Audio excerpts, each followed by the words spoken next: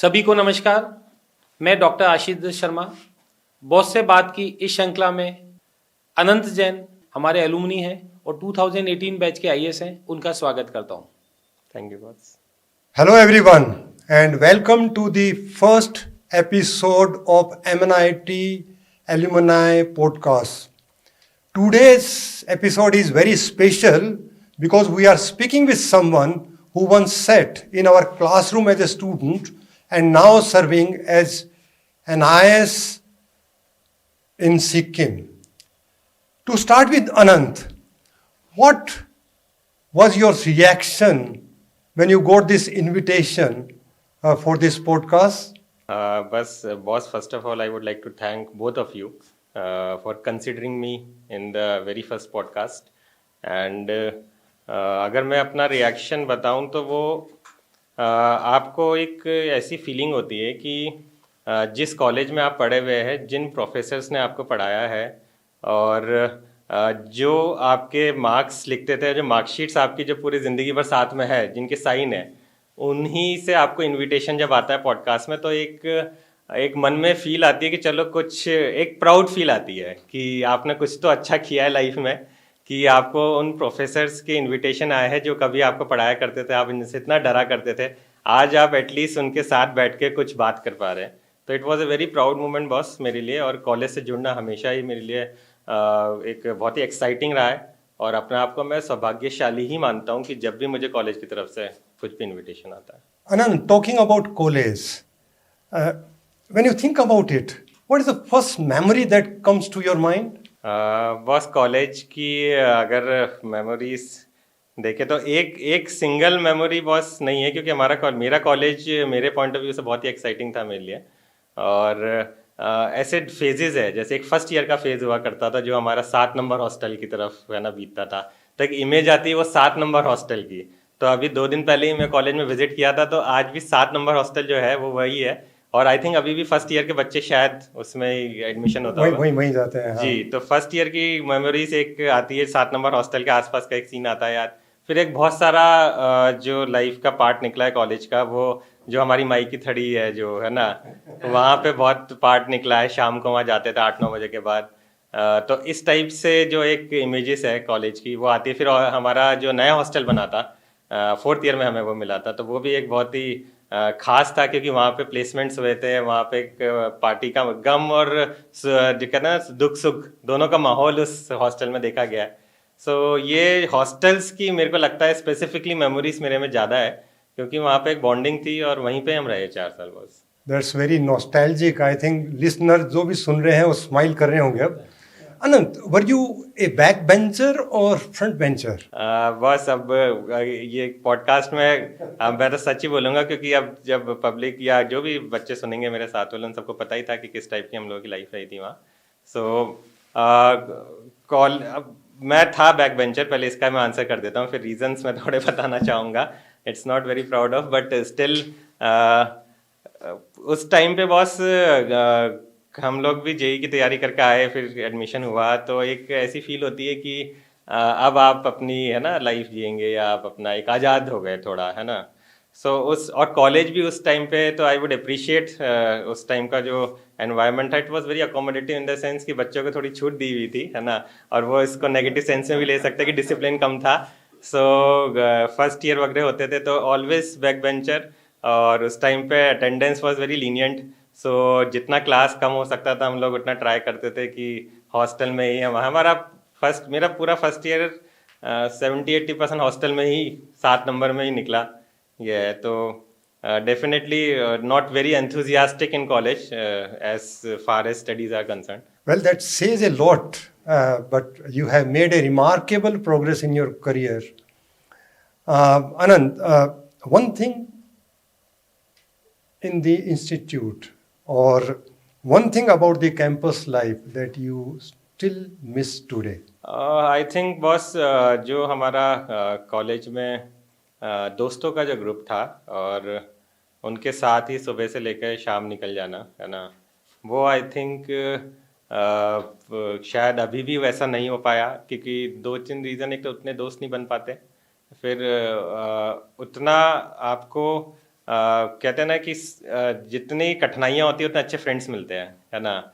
So college एक ऐसी जगह थी जहाँ ना आपके पास पैसा था, ना आपके पास कोई कुछ किसी तरह का कुछ सपोर्ट सिस्टम था, क्योंकि आज सब स्ट्रगल कर रहे थे अपनी एक लाइफ बनाने के लिए।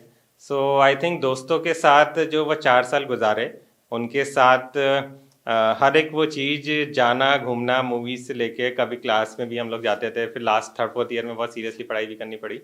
सो वो सब आई थिंक मेरे लिए बहुत नॉस्टैल्जिक है, जो आज भी मैं मिस करता हूँ कि मेरे को वापस मौका मिले तो मैं वो पार्ट जीना चाहूँगा। अनंत, आपसे ये जानना चाहेंगे, जो हमारे जूनियर्स अभी कॉलेज में पढ़ रहे हैं वो भी ये जानना चाहेंगे आपसे कि यूपीएससी करना है, ये कब डिसाइड किया आपने? बॉस, इसका भी मैं आंसर मतलब सच्चाई देना चाहूँगा, क्योंकि बच्चों को जितना सच बोलो उतना बेटर है। मेरा कोई ऐसे बचपन से ड्रीम नहीं था, क्योंकि ना मेरी फैमिली में कोई सिविल सर्वेंट है, ना हम लोगों ने सिविल सर्वेंट की कोई लाइफ देखी थी, कि बहुत सारे लोग उससे मोटिवेट भी होते हैं।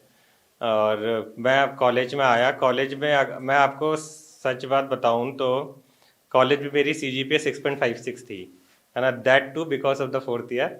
दैट टू अब मैं बताऊंगा क्यों। बॉस का बहुत बड़ा रोल था। बॉस आपके management subject was the only subject जिसमें मेरे AAA, जो उस टाइम पे रेटिंग होती थी, AAA और डबल ए होती थी, हाईएस्ट जो भी रेटिंग थी अपनी उस टाइम की, that is the only subject in my life जिसके अंदर मेरे को मिला था, वो आपका सब्जेक्ट था। You surely did very well in there. वो सब बॉस आपका ही है ना। सो उसकी वजह से CGPA इंक्रीज हो गई थी। अब पॉइंट ये था बॉस कि उस टाइम पे इतनी अवेयरनेस नहीं थी करियर की। अब मैं इसको बोस्ट नहीं करूंगा कि मेरी कम CGPA थी और देखो मैंने क्या किया, वो सब मैं जूनियर्स को ही मना करता हूँ कि वो एक समय था, वो अलग समय था, है ना। तो उसमें ये था कि हमें इतनी समझ नहीं थी कि कॉलेज के 4 साल को कैसे डायरेक्शन दिया जाए। सो वो डायरेक्शन हमें लगता था कि 3 साल तक तो जो कॉलेज की लाइफ जीना ही डायरेक्शन है, और फिर जो होगा वो 4th ईयर में देखेंगे। ऐसा करके वो कभी भी थॉट नहीं आया कि कुछ करियर को डिफाइन किया जाए यूपीएससी की तरफ या कोई MBA की तरफ, है ना। अलग अलग करियर स्ट्रीम्स होते हैं। फिर इसी तरीके से कॉलेज, सिंस MNIT में अच्छे प्लेसमेंट्स थे और टाटा मोटर्स आई, और मेरा 2nd या 3rd कंपनी थी मैकेनिकल की, टाटा मोटर्स, उसमें मेरा प्लेसमेंट हो गया। मेरी मैकेनिकल की नॉलेज थोड़ी अच्छी थी, ऑटोमोबाइल से मेरे को इंटरेस्ट था। सो उसमें एक इंटरव्यू के अंदर मेरे को अच्छा परफॉर्म करके मेरा उसमें सिलेक्शन हो गया। टाटा मोटर्स में जाने के बाद फिर 2 साल में पुणे में था। तो पुणे में 2 साल जब हम थे, और मेरे रूममेट्स भी जो थे वो MNIT के साथ के थे, जो हम कॉलेज से GETs निकले थे। सो हम लोग एक ही रूम में, एक ही फ्लैट में रहते थे, उसमें 3 रूम में 4 लोग रहते थे। सो वो सब MBA की तैयारी कर रहे थे, और उस टाटा मोटर्स में भी 1st ईयर तक मैंने नहीं सोचा था कि आगे क्या करना है। तो वो वहाँ पे हम लोग पुणे की लाइफ एंजॉय कर रहे थे। एक होता है ना फेजेस, तो ऐसा लगा आप पुणे में आ गए तो अब तो बड़ी सिटी है ना, it's a metro kind of, है ना, और एक अलग कल्चर है, तो वो एंजॉय करने लगे सब साथ में, है ना, एक अच्छा माहौल था। बट देन 1st ईयर के बाद कॉलेज के पुणे में टाटा मोटर्स के 1st ईयर के बाद थोड़ा ये रियलाइज होने लगा कि आपको अब कहीं ना कहीं डायरेक्शन देना है कि इधर you want to continue in private sector. So आप प्राइवेट सेक्टर में रहो तो आप उसके करियर पाथ MBA करना है या इंजीनियरिंग में रहना है, या फिर आपको कुछ और करना है। सो उस टाइम पे मेरी उम्र 23-24 साल आई थिंक रही होगी, कॉलेज से 1 साल बाद की बात है, 23 साल रही होगी। सो उस टाइम पे फिर मैंने थोड़ा देखा कि गवर्नमेंट जॉब्स का क्या ऑप्शन है। उस टाइम में I was looking after the options only, MBS के ये ऑप्शन है, गवर्नमेंट जॉब के ऑप्शन है। सो गवर्नमेंट जॉब के ऑप्शंस देखते टाइम फिर मेरे को ये सिविल सर्विस का एक समझ में आया, एक फिर इस और भी एग्जाम्स होते हैं, बैंकिंग एग्जाम्स होते हैं, SSC एग्जाम्स होते हैं। सो फिर उस टाइम पे 2001 साल और ऐसे निकला फिर, क्योंकि उस टाइम हिम्मत नहीं हो रही थी जॉब छोड़ने की या ऐसे ना, उस टाइम पे देख ही रहते कर सकते हैं क्या, कर सकते हैं क्या। तो मैंने सिविल सर्विस का छोड़ा, सोचा कि चलो देखते हैं, क्योंकि ये एक ऐसा एग्जाम मेरे को लगा था कि definitely it creates a lot of difference in the society, है ना। Plus as a middle class एक एस्पिरेशन भी था कि आप कोई IAS बनिए, है ना। तो एक फादर मदर का भी लगता था कि उनको कोई सपना हुआ होगा ऐसा, है ना, कि उन्होंने ऑल द मेरे को कभी शेयर नहीं किया, बट एक प्रेस्टिजियस भी था, है ना, एक सर्व करने का भी मौका था। तो वो सब सोच के सिलेबस को रीड किया अच्छे से, थोड़ा देखा कर सकते हैं क्या, प्रीवियस ईयर क्वेश्चंस देखे, और ये सब देखने के बाद लगा कि ठीक है, सिविल सर्विस को एक ट्राई दिया जा सकता है, आप अटेम्प्ट दे सकते हैं, कि अभी इतनी एज भी नहीं हुई है कि आपको बहुत ही लेट हो गए, तो फिर मैंने बॉस 2015 में जॉब छोड़ी और फिर डिसाइड किया सिविल सर्विस का। एपीएस बॉस के बारे में तो मैं भी बोलना चाहूँगा कि हम सबकी कहानी में बॉस कहीं ना कहीं आपका एक इंस्पिरेशन शामिल है। जैसे आज अभी आनंद भाई ने आपको बताया, ऐसे हमारी भी कहानी अगली बार जब हम बैठेंगे तो उसके बारे में जिक्र करेंगे। बात तो बॉस से बात की, इस कड़ी में हम आगे बढ़ाते हैं। अनंत, मैं ये जानना चाह रहा था कि कॉलेज में नोइंगली अननोइंगली कुछ ऐसी हेल्प हुई है जो आप यूपीएससी प्रिपरेशन कर रहे थे और आपको लगा यार ये तो चीज़ें मेरी प्रिपेयर्ड हो गई थी कॉलेज में? बॉस क्योंकि मेरे मैकेनिकल स्ट्रीम थी, अगर हेल्प हो सकती थी तो यही था अगर मैं मैकेनिकल ऑप्शनल लेता तो, है ना, तब वो एक होता कि कॉलेज का काम आता। बट मैंने ऑप्शनल इकोनॉमिक्स लिया था।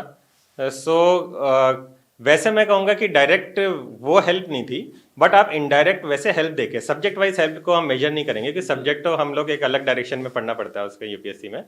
सो अगर आप वैसे देखेंगे तो कॉलेज के अंदर बच्चे थे जो कि इंजीनियरिंग सर्विस की तैयारी करते थे, है ना, सिविल ब्रांच के होते थे, मैकेनिकल ब्रांच के होते थे, वो भी यूपीएससी एग्जाम लेता था। तो उस टाइम पे ये समझ में आ गया था कि यूपीएससी एक बॉडी होती है ना, जो कि इतने एग्जाम्स लेती है, प्लस कुछ कोचिंग्स के बारे में पता चल गया था। और क्योंकि कॉलेज का एनवायरनमेंट अच्छा था, अच्छे बच्चे आते थे वहाँ पे पढ़ने, सो एक ये भी पता चल गया था कि डेडिकेटली 2-3 साल तक लोग गवर्नमेंट एग्जाम की तैयारी भी करते हैं, वरना जेई के बाद वापस से कॉम्पिटिटिव वर्ल्ड के अंदर जाना और फिर वापस से आप एक्सपोज होते एक पूरी आप जीरो हो चुके हो, आप एक्सपोज हो गए हो, सब आप you are equal with 10 lakh people, है ना, तो वापस से आपको कम्पीट करना है। तो और वो भी तब जब आपके first year, second year, third year आपने वो पढ़ाई की आदत छोड़ दी है ना, तो वापस से बैक जाके उस कॉम्पिटिटिव वर्ल्ड में जाके कॉम्पीट करके एग्जाम निकालना, तो ये हमारे कुछ कॉलेजेस के बच्चों ने किया था। तो वो सबसे एक मोटिवेशन आता था कि नहीं, ये जब हमारे साथ के बच्चे कर सकते हैं तो या we can also try for it. तो वहां से एक हेल्प मिली थी कि एक थॉट प्रोसेस जनरेट करना, और मेरे ख्याल से वो ज़्यादा ज़रूरी है रादर देन अगर मेरा एक सब्जेक्ट को ऑनसाइड कर जाता तो उससे कुछ ज़्यादा फर्क नहीं पड़ता, वो आप 1 महीने में तैयार कर लेंगे। ये अनंत, कुछ ऐसा जानना चाहते हैं कि ऐसा क्या था जो आपने कॉलेज में नहीं किया और आज आपको सुपर पावर दी जाए तो कॉलेज में जाके करना चाहेंगे? मैं तो मेरे ख्याल से अब ऑल्दो वो तो गार्डेड एंट्रीज है, मैं एल्यूमिनाई के लिए सीमलेस एंट्रीज, क्योंकि मैं इनफैक्ट ये तो मेरा पर्सनल एक्सपीरियंस ही है, ऑल्दो इट्स वेरी रिक्वायर्ड, है ना, सिक्योरिटी होनी चाहिए ये है। तो जब भी हम एंट्री होते तो अभी भी एक डर है, मेरे को अभी भी एक डर रहता है कि गार्ड एंटर करने देगा नहीं देगा, ये है। तो मेरे अभी मैं इनफैक्ट 19-20 तारीख को कॉलेज में रुका था गेस्ट हाउस में, है ना, तो मेरे साथ मेरे कॉलेज के मेरे 2 दोस्त थे जिनके साथ मैंने ऑलमोस्ट 4 ईयर्स अपने, है ना, साथ में हमने गुजारे। सो वो दोनों भी ये कह रहे थे कि भाई एंट्री तो मिल जाएगी ना, बार बार एंट्री तो मिल, जबकि वो भी एल्यूमनाई है ना। सो मैंने कहा नहीं, वो गेस्ट हाउस बुक है, वो सब मिल जाएगा। मेरे मन में भी रहता है इनको कितना समझाना पड़ेगा गार्ड को कि मेरे को जाना है अंदर। इस परसेप्शन को तो आशीष आप सबसे बात करके इस परसेप्शन को दूर करें जी। वो थोड़ा सा वो हर उन कॉलेज के एल्यूमनाई में जो बहुत फ्रीक्वेंटली विजिट नहीं करते, उनके मन में आज भी है ये।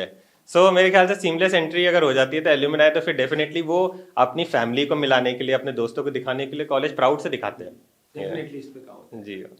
How many attempts did you take and how you kept yourself motivated through the process?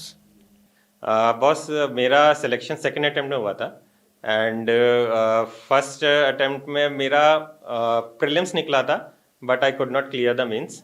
So final selection तो सेकंड अटेम्प्ट में हुआ। और मोटिवेशन का बॉस ऐसा था, जैसे मैं अपना बैकग्राउंड बताऊं तो मिडिल क्लास फैमिली है, मदर टीचर है, फादर न्यू इंडिया इंश्योरेंस में काम करते थे।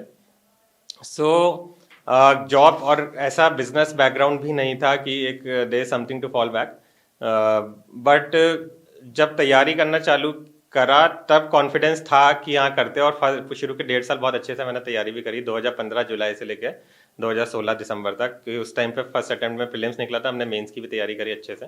बट जब फर्स्ट अटेम्प्ट में नहीं हुआ तब वो सारी चीज़ें आने लगी कि मोटिवेशन वाला, और आपको, है ना, how to gather your all the strength and again start. So उस टाइम पे बॉस मैंने मतलब ये बहुत सोचा, मतलब उस टाइम पे, क्योंकि मैं क्या है कि ज़्यादा वैसे हम लोग उसमें नहीं रहते कि ज़्यादा शेयर करते बातें ना, दोस्त भी ऐसे ही थे सब, है ना, तो मस्ती मजाक वाले दोस्त ज़्यादा थे, है ना। सो ज़्यादा शेयर करने वाले, ऐसे सपोर्ट सिस्टम होता है, कई लोग शेयर करते चीज़ें, और वैसा बिहेवियर भी शुरू से नहीं रहा। तो क्या है, शुरू में तो समझ में नहीं आया कि इस चीज़ को हैंडल कैसे करना है, कि आपका भी नहीं हुआ, अब आपको वापस पढ़ना है, और एक बार नहीं हुआ तो you have to start from zero, है ना, कि वापस प्रीलिम्स देना पड़ेगा। तो शुरू के 10-15 दिन तो ऐसे ही सोचने में निकले, बट फिर उसके बाद मैंने फिर ये डिसाइड किया उस टाइम कि सिविल सर्विस में मेरा फर्स्ट अटेम्प्ट में नहीं हुआ, ठीक है, सेकंड अटेम्प्ट की मैं तैयारी करूँगा, but I should also prepare for some second option, है ना, ताकि क्या है कि जो मेंटल स्टेट अभी सेकंड अटेम्प्ट के बाद है, ये तो अभी सेकंड ही अटेम्प्ट है ना, जो स्टार्ट होगा, अगर मान लीजिए सेकंड में नहीं होता है तो थर्ड अटेम्प्ट में आपकी मेंटल स्टेट हो सकता है और डिटेरियोरेट हो जाए, आपका कॉन्फिडेंस और लूज हो जाए। सो उस टाइम पे तो आप पूरा सिविल सर्विस छोड़ ही दोगे या अलग मोड में आ जाओगे। सो आई थॉट कि एक सेकंड ऑप्शन ट्राई करते हैं। सो देन आई मेरे सेकंड अटेम्प्ट के टाइम पे ही मेंस का जब नहीं हुआ था दिसंबर से, 2016 दिसंबर से ही, so I gave Reserve Bank of India का एग्ज़ाम होता है ग्रेड बी का, वो एग्ज़ाम दिया था। स्टेट बैंक ऑफ इंडिया का होता है EPFO का एग्ज़ाम। और बॉस मैंने इकोनॉमिक्स ऑप्शन लिया था, तो मैंने जॉब 2015 में जब जॉब छोड़ी थी उसी टाइम पे टाटा मोटर्स में ही इग्नू में एनरोल कर लिया था MA के लिए। सो मेरा MA इकोनॉमिक्स भी साथ साथ में चल रहा था। सो जब मेरा 2016 आया तब तक मेरा MA इकोनॉमिक्स का 2 साल का भी हो गया था, 2014 में मैंने एनरोल कर लिया था। सो वहाँ से MA की एक डिग्री आ गई थी, तो मैंने JRF भी जो होता है जूनियर रिसर्च फेलोशिप का एग्ज़ाम, वो भी दे दिया था, ताकि अगर हो तो मैं रिसर्च भी करता रहूँ साथ में, इनकेस अगर सिलेक्शन नहीं होता नेक्स्ट अटेम्प्ट में भी। सो ये करके फिर ये एग्ज़ाम्स दिए। इन सब के एग्ज़ाम्स के लिए भी फिर पढ़ाई, इन सब का भी प्री होता था, मेंस होता था, इंटरव्यू होता था। और ये एग्ज़ाम भी अपना में बहुत टफ है, इनमें 20-20 लाख बच्चे बैठे हैं। आई नो कि जब शुरू में ऐसा लगता था banking exams are very easy, but मेरे लाइफ का सबसे टफ एग्ज़ाम 2016 का SBI का पेपर था, जबकि मैंने कभी नहीं सोचा था कि SBI का पेपर इतने टफ आते हैं। सो बैंकिंग एग्जाम्स अलग टाइप के एग्जाम्स है, कैलकुलेशंस होती है, ये होता है, LR आपको करना पड़ता है, इंग्लिश थोड़ी अलग आती है ना। सो वो एग्जाम्स भी साथ साथ में प्रिपेयर किए। सो बस वो क्या है कि एक बार जब आप एग्जाम्स के लिए प्रिपेयर करने लग गए तो डेफिनेटली माइंड में था कि अभी तो कुछ भी नहीं है फॉल बैक के लिए, बट वो माइंड क्या वायर्ड हो गया कि अरे अभी तो इसका SBI का प्रीलिम्स है तो ये करो, अरे कल RBI का प्रीलिम्स है, तो वो आप क्या बंद गए, आपको सोचने का टाइम नहीं है। आप क्या है कि आप कह लो कि फियर भी नहीं कहेंगे, कि आप अर्जेंसी में आ गए कि अब तो ये एग्जाम देना है, एग्जाम देना है, ये एग्जाम देना है। और अच्छी चीज़ बस ये हुई कि मेरे ये सारे प्रीलिम्स जैसे हुए तो प्रीलिम्स निकल गए, तो एक कॉन्फिडेंस क्या है, आपको सक्सेस, छोटी छोटी सक्सेस से कॉन्फिडेंस बिल्ड होता है। तो इनके एग्जाम्स के प्रीलिम्स निकले, फिर इनके एग्जाम्स के मेंस आए, मेंस निकल गए, तो मेरे UPSC का फिर प्रीलिम्स आया, तो मेरा फर्स्ट अटेम्प्ट में प्रीलिम्स बहुत अच्छे से निकला था, मैंने अच्छी तैयारी की थी प्रीलिम्स की। तो सेकंड अटेम्प्ट में ज़्यादा इतना नहीं करना पड़ा, अब थोड़ा पढ़ के 1.5-2 महीने पहले रिवाइज वाइज सब करके तो उसको दिया, तो वो UPSC का प्रीलिम्स भी निकल गया। तो ऐसे करके क्या है कि जो छोटे छोटे स्मॉल स्टेप्स की सक्सेस होती है वो सेल्फ मोटिवेटिंग हो जाती है। That's very inspiring, and we understand from your reply that perseverance is the key. जी जी boss. So, talking about this process, what was the toughest moment? Boss toughest moment मेरा यही था जो मैंने बताया, सेकंड मेरा फर्स्ट अटेम्प्ट में जब नहीं होना और उसके बाद कैसे कोप अप करके वापस से पढ़ाई में लगना, वो जो शुरू का टाइम था वो बहुत टफ था, बिकॉज डेफिनेटली ज़्यादा शेयर नहीं किया था, कोई ऐसा गॉडफादर भी नहीं था कि बोले कि ये तो it's a part of the वो, ये तो फर्स्ट अटेम्प्ट है ना वो। और मैं जॉब करके आया था, तो जॉब करने वाले पर्सन की एक आदत होती है कि he has seen the job world, उसको लगता है कि दुनिया आगे निकल रही है ना, क्योंकि आप जॉब करके आया तो आपने वो दुनिया देख रखी है। You were getting a good salary at a point, है ना, फिर अभी आपका सैलरी भी नहीं है ना जॉब है। सो वो एक टफ फेज था, अपने आप को मेंटली काम रखना और ये करना कि आप वापस 1.5 साल लगा सको तैयारी के लिए, वो सबसे टफेस्ट फेज था। Coaching versus self study, what worked for you? और आपका इस बारे में क्या सोचना है? बॉस इसमें कोचिंग और सेल्फ स्टडी दोनों का मैं अपना एक्सपीरियंस बताता हूँ कि मैंने भी कोचिंग ज्वाइन करी डेफिनेटली, है ना, दिल्ली में जाके 2015 के अंदर जुलाई में, और उससे मेरे को एक डायरेक्शन भी मिला, इसको भी मैं डिनाई नहीं करूँगा एक बार के लिए, है ना। उस टाइम पे ऑनलाइन सिस्टम्स इतने स्ट्रेंथन नहीं हुए थे कि, है ना, सब चीज़ें ऑनलाइन आ जाए। कोचिंग का बस फ़ायदा मेरे को ये मिला कि मेरे को एक आइडिया लग गया कि ऐसे पढ़ना, ये बुक्स होती है और इस टाइप से पढ़ाई की जाती है, इस टाइप से और बच्चे भी पढ़ रहे हैं, है ना, सिलेबस ऐसे कवर करना है। 3-4 महीने के अंदर मेरे को ये आइडिया लग गया था कि ऐसे ऐसे पूरा, है ना, एक स्केड्यूल ऐसे बनाना है ये करके, क्योंकि मेरे को उस टाइम पे कोई बताने वाला नहीं था। तो जिनके पास ऐसा डायरेक्शन नहीं है ना, तो उनके लिए coaching is a first step actually, ये। सो वहाँ से कोचिंग का फ़ायदा हुआ। बट अगर मैं बोलूँ कि एंड तक कोचिंग से ही आप डिपेंडेंट रह गए, तो वो बिल्कुल भी नहीं है ना, क्योंकि 3-4 महीने बाद ही फिर मैंने कोचिंग जाना बंद कर दिया था। उसका रीज़न ये था कि वो 5-6 घंटे आप वहाँ बैठते थे और फिर आने जाना आधा घंटा 1 घंटा आना जाना सब मिला के 6-7 घंटे फिर आप थक जाते थे। और जो चीज़ वो पढ़ा रहे हैं वो इतना आपने समझ में आ गया कि ऐसे पढ़ाते हैं। फिर आप जब बुक से मैंने खुद ने पढ़ना स्टार्ट किया, हिस्ट्री होती थी, ज्योग्राफी होती थी, धीरे धीरे यूट्यूब लेक्चर्स में मिलने लग गए, तो फिर समझ में आया कि इससे कवर करके बेटर होगा। तो वो कवर करते गए और अपने फ्रेंड सर्किल था उनसे क्रॉस क्वेश्चन करके एक बार आइडिया लग जाता था, ऐसा है। ज़्यादा हो तो नोट्स मिल जाते थे कोचिंग्स के।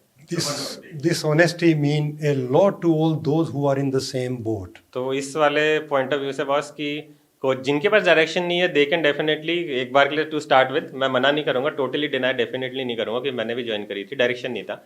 बट जिनके पास डायरेक्शन है उनको बस वो कॉन्फिडेंस और परसिवरेंस चाहिए, अदरवाइज एज सच रिक्वायर्ड नहीं है। अच्छा अनंत, बॉस से बात की इस कड़ी में हम आगे लेके चलते हैं आपको। एक रियल एडमिनिस्ट्रेशन और एक जो एस्पिरेंट सोचता है, उन दोनों में क्या डिफरेंस है? मतलब हमें लगता है कि ये फैंसी लाइफ दिखती है बच्चा जब तैयारी शुरू करता है, बाकी मुझे लगता है ऐसा नहीं होगा। बिल्कुल बॉस, जब हम लोग तैयारी करते हैं तब तो क्या है कि जो उसकी फैंसीनेस है, जो हमने बोला है ना, रियल लाइफ है ना, रियल लाइफ और रियल लाइफ हम बोले, ठीक है। तो रियल लाइफ में लोग ज़्यादा मोटिवेट होते हैं और उसका रीज़न ये है क्योंकि देख ही वो रील पाते हैं ज़्यादा, है ना, क्योंकि रील बहुत इजीली अवेलेबल एक्सेसिबल है, दूर से ही अपन देख पाते हैं कि, है ना, किसी पर्सनल लाइफ में नहीं जा पाते ज़्यादा। बट एज ए पर्सनली जैसे मेरी अभी एसडीएम मैंने किया, फिर एडीएम किया, अभी now I am district collector.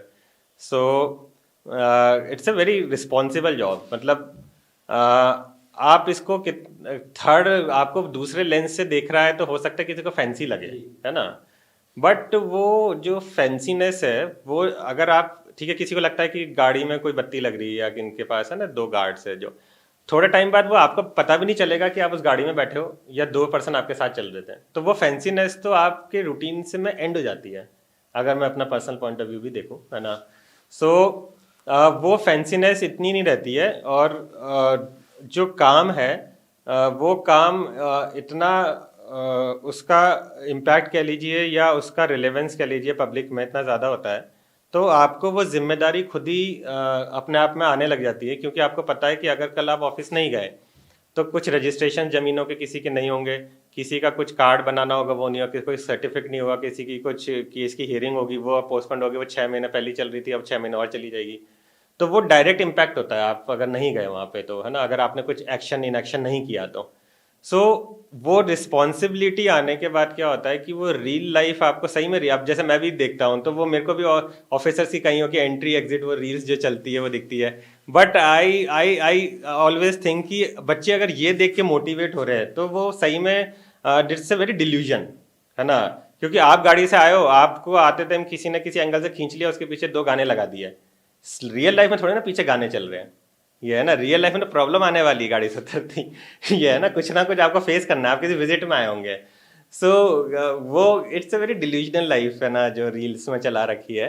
But काम करने में अगर आपको मन है और मज़ा आता है तो it's very close to your heart, है ना। आप इट्स बेटर क्या होगा, आप किसी के जाते हैं डायरेक्ट इम्पैक्ट होता है। सो ये डिफरेंस मेरे को लगता है। अनंत, आपकी योर फर्स्ट पोस्टिंग स्कैरी और एक्साइटिंग? बॉस मेरी फर्स्ट पोस्टिंग का जो मेन जो क्लाइमेक्स था, है ना, वो जो ट्रेनिंग टाइम पे मैं एसडीएम गैंगटॉक रहा था। सो वहाँ पे उस टाइम कोविड फर्स्ट आया था, तो वो it's a very different new thing to whole world, है ना। सो उसको हैंडल करना और उसी टाइम पे मेरे को काफ़ी अच्छी रिस्पॉन्सिबिलिटीज़ मेरे उस टाइम पे कलेक्टर से तो उन्होंने दी थी। पासेस थे गाड़ियों के सारे, देन हमें कोविड सेंटर क्रिएट करने थे पूरे गैंगटॉक के अंदर। जितने भी होटल्स थे हमने उनको कोविड सेंटर बना दिए थे, जितने लोगों एंट्री हो रही है उनको रखना, जितनी भी इनकमिंग थी सिक्किम की वो गैंगटॉक से ही आती थी, है ना, गैंगटॉक से लोग आ रहे थे जहाँ से, कोविड सेंटर में रखना, 10-10 दिन तक क्वारंटाइन करना, उनको देखना और जितनी भी गाड़ियाँ चल रही हैं उनके पासेस इश्यूज़ करना। सो ये एक्सपीरियंस मेरा बहुत ही स्कैरी तो मैं नहीं बोलूँगा। शुरू में मेरे को जब ये रिस्पॉन्सिबिलिटी दी गई थी तो इट बिकेम वेरी हेक्टिक, या मेरे को उस टाइम पे समझ में नहीं आया कि क्या करें, है ना, बट करते चले गए। तो उस टाइम पे बड़ा लगा था कि ये क्या बोलते हैं, इट्स वेरी डिफिकल्ट थिंग, क्योंकि कल आपको रात को 12 बजे भी फ़ोन आएगा कि मेरे को गाड़ी का पास चाहिए क्योंकि ये वाली इमरजेंसी है, मेडिकल इमरजेंसी है ना, और आपके फ़ोन बजते रहेंगे क्योंकि आपका फ़ोन नंबर डिस्प्ले हो जाता है ना। सो ये सारी चीज़ें बड़ी उस टाइम नहीं थी कि कैसे आपको इंस्टीट्यूशनलाइज वर्क करना है, पर्सन डिपेंडेंट वर्क मत रखो, अदरवाइज आपको नुकसान कम होगा, पब्लिक को नुकसान ज़्यादा होगा, ये है ना। सो ये सारी चीज़ें उस टाइम पे धीरे धीरे सीखते सीखते चले गए। शुरू में थोड़ा सा इंटिमिडेटिंग कि वो था, है ना, बट धीरे धीरे वो अब्जॉर्व हो गया। ये अनंत, एक बात और जानना चाहेंगे, आफ्टर यूपीएससी सिलेक्शन जब आप आईएएस बन गए, कोई ऐसी घटना जो आपके मन को छू गई हो? इसमें बॉस जैसे मैंने मतलब थोड़ा अभी लास्ट 1.5-2 साल के अंदर मेरी जो डिस्ट्रिक्ट कलेक्टर पोस्टिंग रही है ना, उसमें मेरा जो नॉर्थ सिक्किम मंगन डिस्ट्रिक्ट है उसमें काफ़ी नेचुरल डिजास्टर्स आए हैं लास्ट 1-1.5 साल में। सो उसमें मैंने काफ़ी लाइफ्स देखी है कि बहुत सारी कैजुअलिटीज़ भी हुई है ना, और लोग स्टक भी हुए, रेस्क्यू ऑपरेशन भी हमने किए हैं। सो कोई एक घटना तो नहीं, इन घटनाओं को देख के और जिस टेरेन पे अभी हम लोग काम करते हैं, क्योंकि हमारा माउंटेनियस टेरेन है और it's a very large district, border district, तो वहाँ पे हमें जगह जगह ट्रैवल भी करना पड़ता है।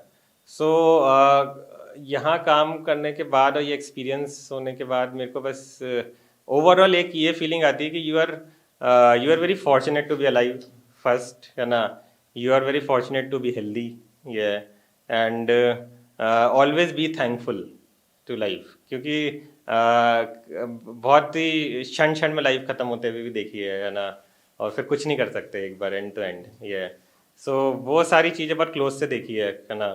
सो वो सब चीज़ें देखने के बाद मतलब एक अंदर मतलब वो है एक ग्रेटफुलनेस, ग्रेटिट्यूड है कि जो भी है वो अच्छा है। ये वाली एक आई भी है मन में कि जहाँ है जैसे अच्छे हाथ पैर चल रहे हैं, तो ये आप बहुत ग्राउंडेड हो अनंत भाई, और पूरे एमएनआईटी परिवार को आप पे गर्व है।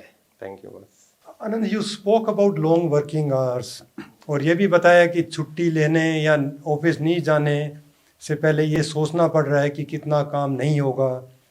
कोई 6 महीने बाद आपके पास किसी केस के लिए आ रहा है तो उसकी और पोस्टपोन हो जाएगी, and naturally it creates a lot of stress. So how do you manage your stress and these long working hours commitment? Boss इसमें मैंने थोड़ा ये देखा है कि कैसे मैनेज करें कि आपको भी कम स्ट्रेस हो और पब्लिक का भी काम हो जाए, आपको दोनों चीज़ें इस टाइप से देखनी पड़ेगी। सो वर्किंग मैंने जो मेरी स्टाइल वर्किंग है, जो करने का काम है, वो थोड़ा ये है कि मैं डेलीगेशन पे ज़्यादा वर्क करता हूँ, creating strong pillars in the मेरे ही एडमिनिस्ट्रेशन के अंदर, मेरे ऑफिस में।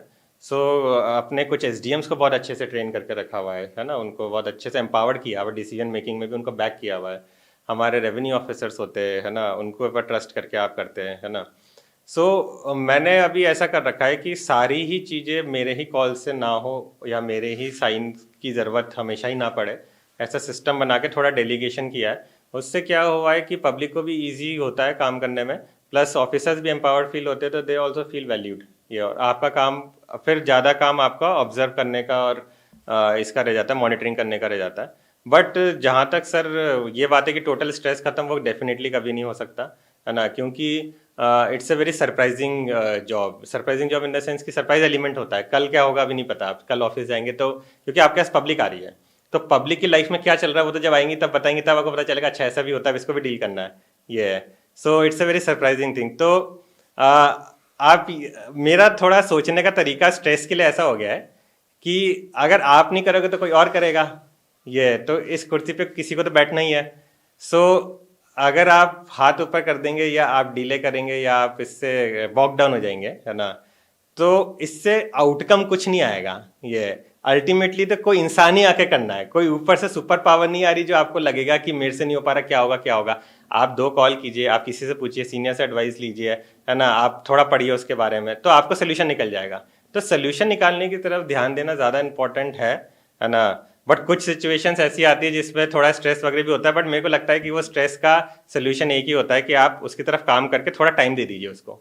3 दिन बाद वो स्ट्रेस कम हो जाएगा अगर आपने उसके डायरेक्शन में काम किया तो। हम में से हर एक व्यक्ति ने कोई ऐसा हैबिट पाल रखी है या फॉलो करते हैं जो ज़्यादा स्ट्रेस होने पे उसको फॉर एग्जांपल अगर कॉलेज टाइम में मैं जब स्ट्रेस में आता था तो खेलने के मैदान में चले जाते हैं, अब अगर स्ट्रेस आता है तो दौड़ने निकल जाते हैं। तो कोई ऐसी हैबिट जो आपने कॉलेज के दौरान या उससे पहले डेवलप की हो जिसके कारण आपको आज इन चीज़ों में मदद मिलती हो?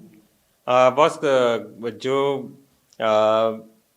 दो चीज़ें कॉलेज के दौरान जो स्ट्रेस रिलीवर हैबिट आप मान लीजिए वो अच्छे दोस्त बनाए कुछ, है ना, तो वो मैं बोलूँगा। बट जो फिजिकल एक्सरसाइज की जो बॉस आपने बात करी, वो मैंने अकेडमी में हम लोग रनिंग का, हमें कंपलसरी रनिंग थी वहाँ पे। सो कंपलसरी आपको एक एक्टिविटी फिजिकल करनी होती थी, हम लोगों ने रनिंग ली हुई थी। सो वो रनिंग की जो 6-7 महीने लगातार रनिंग करने से एक हैबिट डेवलप हुई, अच्छा लगने लगा। वो मैंने फिर सिक्किम में भी कंटिन्यू करी, और फिर उसके बाद कुछ लाइक माइंडेड मेरे सीनियर्स भी मिले, हम लोगों ने हाफ मैराथन वगैरह भी करी, माउंटेन्स में करी हाफ मैराथन वगैरह भी। सो वो सब भी, तो वो सब बॉस कंटिन्यू नॉर्मली रहता है कि सुबह उठ के, है ना, normally I try to run, है ना, जितना हो सके। अभी थोड़ा ये है कि फैमिली वहाँ है, अभी छोटा बच्चा है, तो कई बार मिस हो जाती है ये सब चीज़ें, ये। बट नॉर्मली मैं रनिंग वगैरह करता था बस, उससे मेरे को मज़ा भी आता था, माउंटेन में फ्रेश एयर और ये सब। It's a very good. That's very good and consistency really pays off.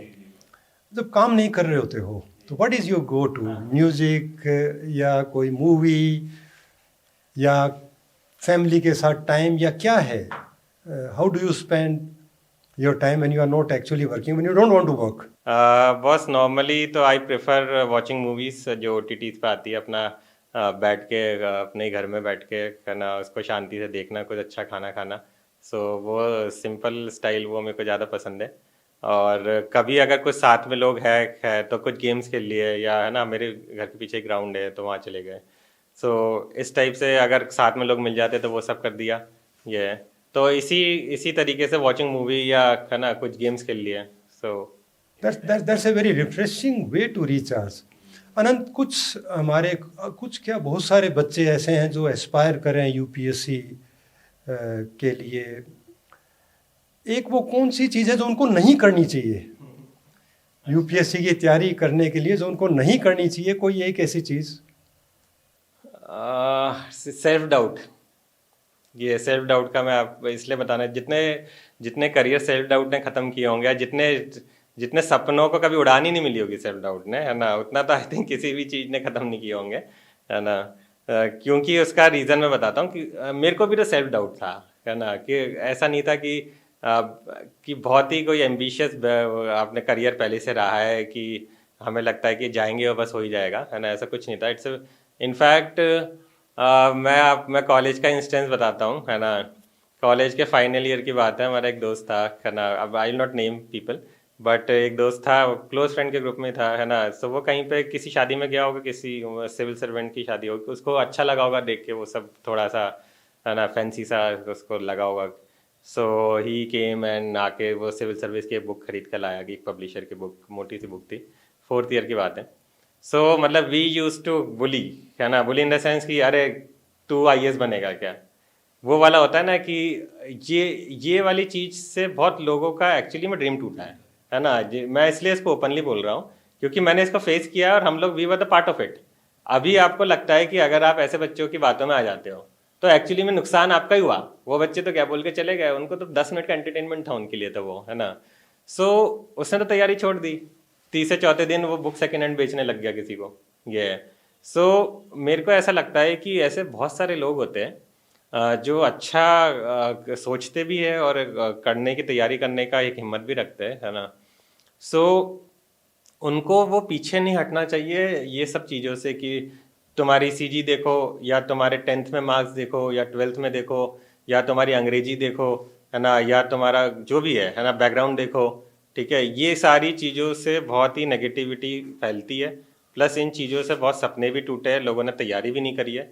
और वो उनको कब समझ में आता है, जब उनको लगता है कि उनसे भी कमज़ोर बैकग्राउंड, उनसे भी कमज़ोर अंग्रेजी, या उनसे भी कमज़ोर एकेडमिक्स वाला बच्चा मेहनत करके बन गया, तब उनको लगता है कि यार काश में कर लेता। अब वो काश का वो टाइम निकल जाता है, ये है। सो आई थिंक सेल्फ डाउट नहीं करना चाहिए। That's a golden piece of advice you have given to a student. आप लोगों से सीनियर है, again I'll not name the student, but he barely got through the exams. और उस टाइम हमारे यहाँ 5 CGPA या 5.5 CGPA से नीचे डिग्री नहीं देते थे, 5 से नीचे। तो कुछ सभी लोगों ने सीनेट में मिलके रूल चेंज करवाया, and he got away with 4.5 CGPA, and the boy was brilliant. And you know, वही सेल्फ डाउट वाली बात ही बार बार उससे उसकी मेरे से बात होती रहती थी।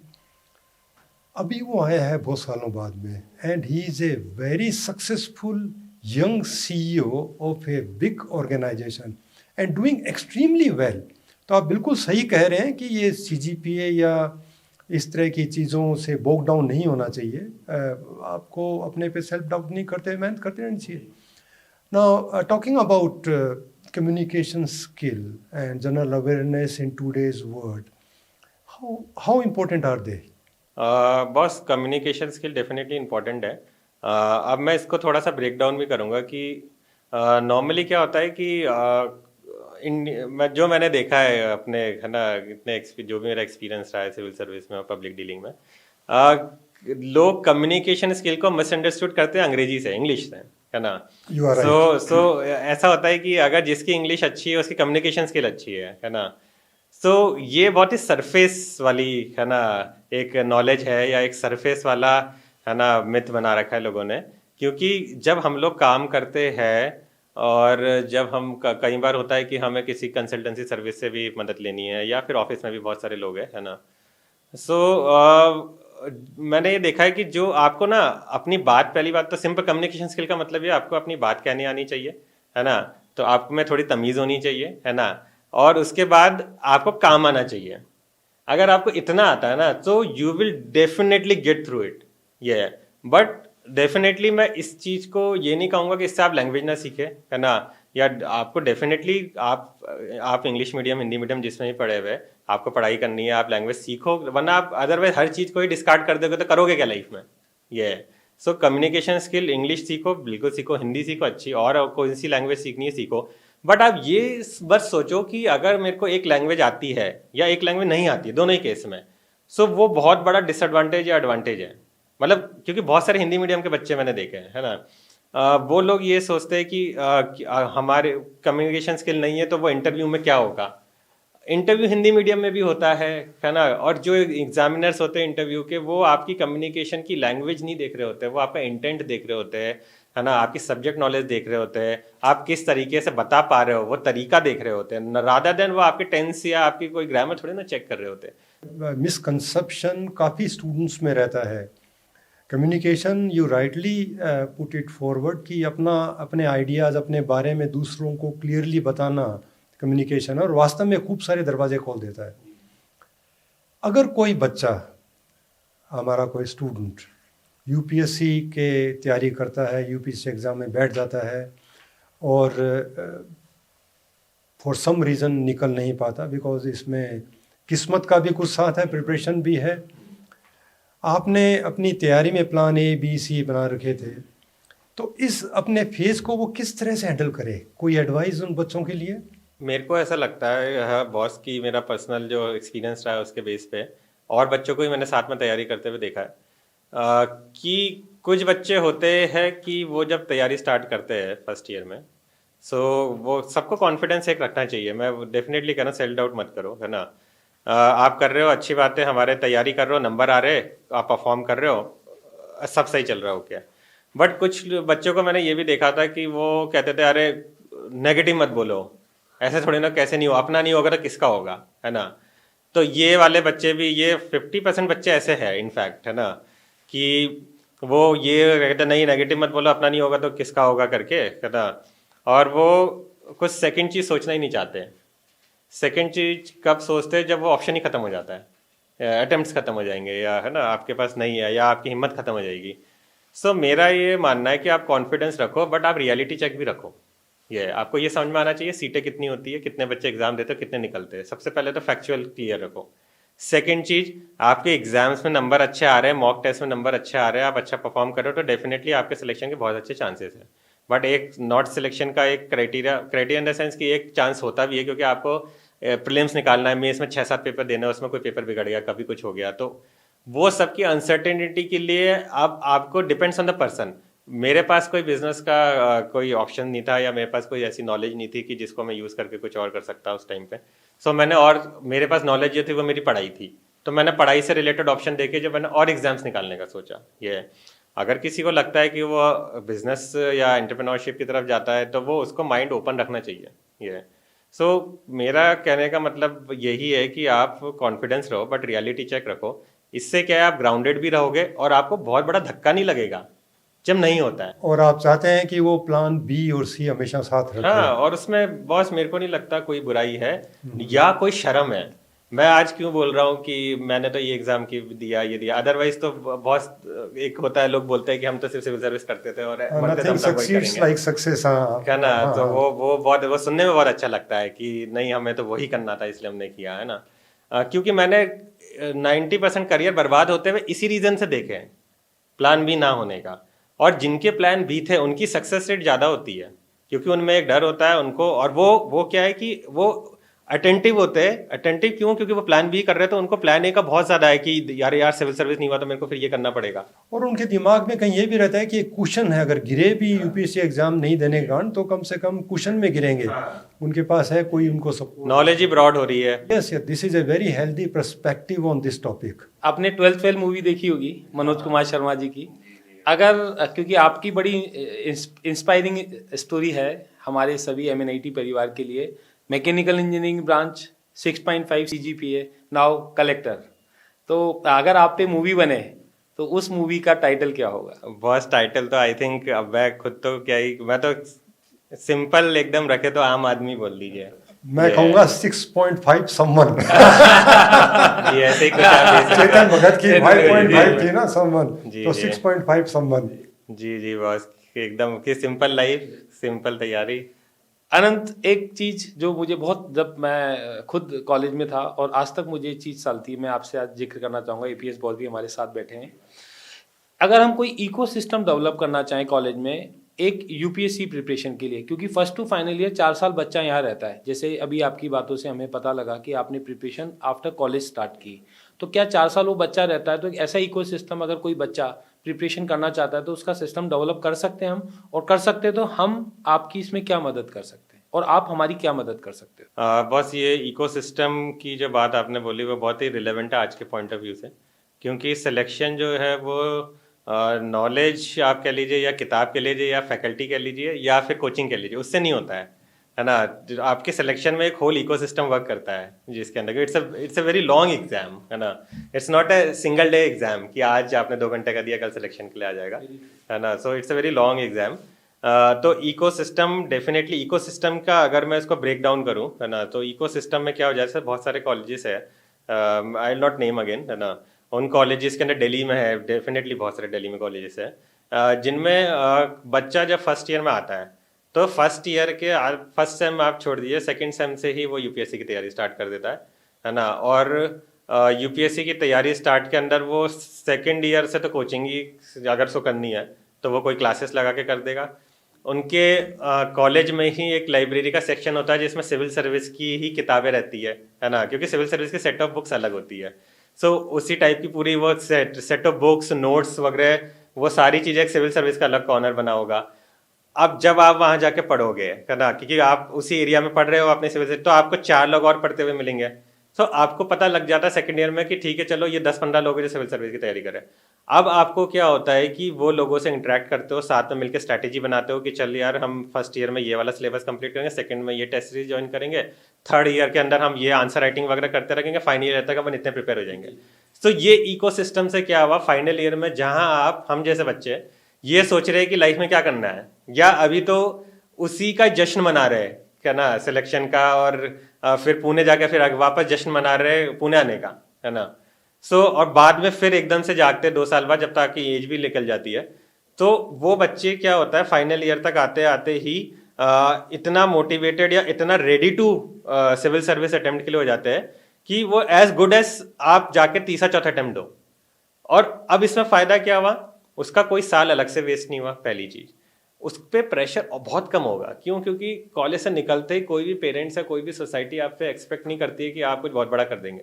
सब लोग 3-4 साल तक अपना वेट करते हैं, मतलब जो एक्सटर्नल हम सोसाइटल प्रेशर करते हैं उसके अंदर आप पे कोई प्रेशर नहीं रहेगा। आपका अगर कॉलेज से निकल के 2 साल बाद तक नहीं भी होता है तो भी आपकी एज कुछ ज़्यादा वेस्ट नहीं हुई, है ना। आपने अपना जो ड्रीम था उसको एक बार टेस्ट भी कर लिया कि करना है नहीं करना, क्योंकि आप 3 साल कॉलेज में कर रहे, 2 साल और आपने कर लिया। उसके बाद आप अपना नेक्स्ट, अगर आपको नहीं भी होता है तो आपके पास हज़ारों करियर ऑप्शन है। आप अपने कॉलेज से निकल कर आप डिग्री करें या आप MBA कर लीजिए या जो भी आपको करना है, आपको एंटरप्रेन्योरशिप करें, तो आप 24-25 साल के अंदर वापस से back to the society, back to the आप कह लीजिए कि है ना फॉर्मल इकोनॉमी के अंदर आ जाते हैं। सो आई थिंक वो इकोसिस्टम कॉलेज में बनाना जरूरी है, क्योंकि जो बच्चे बाद में ही डिसाइड कर रहे हैं कॉलेज से निकल के 2 साल बाद जॉब करके, उनके लिए ये सबसे बड़ा लॉस था कि कॉलेज में वो इकोसिस्टम नहीं था कि वो डिसीजन वो सेकेंड ईयर में ले पाए। ये सो आई थिंक बहुत ज़रूरी इकोसिस्टम बनाना, सिविल सर्विस सोसाइटी बनानी चाहिए, लाइब्रेरी बनानी चाहिए, बुक्स रखनी चाहिए, और जो कॉलेज से सेलेक्ट होकर सीनियर्स गए हैं वो आके जब भी आते हैं उनको इन्वाइट करके कैसा चल रहा है, क्या चल रहा है, कितना पढ़ा, वो सब एक हो जाता है। फिर कई बार व्हाट्सएप ग्रुप बन जाते हैं, उसके अंदर आप अपनी अपनी स्टडी चेक कर लेते हैं, गाइडेंस मिल जाती है। सो जैसे जैसे इकोसिस्टम बनता है लोग जुड़ने लग जाते हैं, सेलेक्टेड लोग भी आने लग जाएंगे जिनकी एक्सपीरियंस है वो भी बताने लग जाएंगे, सबको लगता है कि अपने कॉलेज में कुछ अच्छा हो रहा है तो let's contribute. So I think it's a very good idea कि कॉलेज में इकोसिस्टम बनाना चाहिए। इस आइडिया को हम एग्जीक्यूट करेंगे और इस पॉडकास्ट के बाद अनंत भाई के साथ बैठ के हम पूरा एक इकोसिस्टम कॉलेज के लिए डिज़ाइन करेंगे और उसको एग्जीक्यूट भी करेंगे कि IAS की प्रिपरेशन या UPSC में जो बच्चे प्रिपरेशन कॉलेज टाइम में करना चाहते हैं उनको एक अच्छी फैसिलिटी मिले। अब अनंत भाई, अब हम एक क्विक फायर राउंड करेंगे आपके साथ और 1 वर्ड में हम उसका आंसर चाहेंगे और हम चाहते हैं कि आप बिल्कुल खुल के बोलें, आपको बिल्कुल अपने सीनियर से डरने की ज़रूरत नहीं है। APS बॉस हमारे साथ हैं। टी और coffee during preparation? Tea. Very good. चाय की छड़ी? फाइल वर्क और field work? Field work. Very good. Mechanical engineering lab, love them और hate them? Love them. College और hostel? Hostel, any time. MNIT और MIT? MNIT। क्या बात है, मजा आ आप गया। MNIT के अलावा आप दूसरा कोई सा भी नाम देते तो वो मेरे लिए तो ABC है, क्योंकि मेरी लाइफ आने के लिए मेरी मेमोरीज जहाँ है that is the best for me. Favourite professor? Sir थे इसलिए नहीं बोल रहा कि मैं सामने बैठा हूँ। नहीं सर, डेफिनेटली उस टाइम पे तो बॉस, ये मैं आप इस पे थोड़ा एक्सप्लेन भी करता हूँ। उस टाइम पे तो बॉस क्या था कि इतना इंटरेक्शन प्रोफेसर से नहीं होता, क्योंकि बहुत ही ज़्यादा है ना हम लोगों को वो रहता है, बट क्योंकि आपका जो सब्जेक्ट आया था बस वो 4th ईयर फाइनल ईयर में आया था, है ना। और फाइनल ईयर में जब आया था मैनेजमेंट, तब मेरे को थोड़ा ये भी लगा था कि हमारे मैकेनिकल में भी थोड़े चिल प्रोफेसर है जिनके साथ है ना जिनका मतलब आप एक थोड़ा कंफर्टेबल फील करें। ऑल्दो मैंने तब भी, हमारी हिम्मत नहीं हुई बस आपसे कभी बात करने की ऐसे, है ना, या कुछ पूछने की, बट आपका ही एक ऐसा सब्जेक्ट था जिसमें मेरी डेफिनेटली मैंने बताया जो हाईएस्ट है ना वो रही थी। उस ईयर में भी मेरी फिर अच्छी CGPA बनी थी। सो एक मैनेजमेंट में थोड़ा इंटरेस्ट था, तो ये सोचा था कि चलो इसके अंदर तो एक होता है, उस टाइम मेरा प्लेसमेंट हो चुका था, तो ऐसा लगा था कि चलो एक सब्जेक्ट में तो आप अच्छा परफॉर्म करो, एक मन से ही कि अच्छा परफॉर्म करो। तो उस टाइम पे तो मैं और एक रोहित उपाध्याय था, हम दोनों। हाँ, रोहित, आई रिमेम्बर। बट मैंने नॉन मैनेजमेंट सब्जेक्ट भी पढ़ाया, ऑपरेशन रिसर्च पढ़ाया, हाँ, ऑपरेशन मैनेजमेंट पढ़ाया। वो बॉस आई थिंक उस टाइम पे हम लोग ज्यादा वो एक्टिव नहीं थे, तो फाइनल ईयर तक तो बॉस इंसर्ट ही आ गए। डीप फाइन लैग में बैठते होंगे उस समय। उस टाइम तो हॉस्टल में रह गए। 1 word for MNIT? MNIT rocks. अरे वाह। मैकेनिकल और other branch? Mechanical I think. Attendance और प्रॉक्सी? मेरे लिए प्रॉक्सी ज्यादा था वही। सीनियर और जूनियर? सीनियर्स। सीनियर्स। सीनियर्स। अच्छा, टफेस्ट एग्जाम JEE और UPSC? I think JEE for me. Anant, आपने मन से जवाब दिया, दिल से जवाब दिया। बॉस से बात की इस कड़ी में, हमें बहुत मजा आया और APS राठौर बॉस ने हमें टाइम दिया और इट्स ए प्रिविलेज बॉस आपके साथ बैठ के हम हमारे किसी एलुमनी के साथ कनेक्ट हो रहे हैं। और बॉस से हिम्मत तो आज हमारी भी नहीं होती है।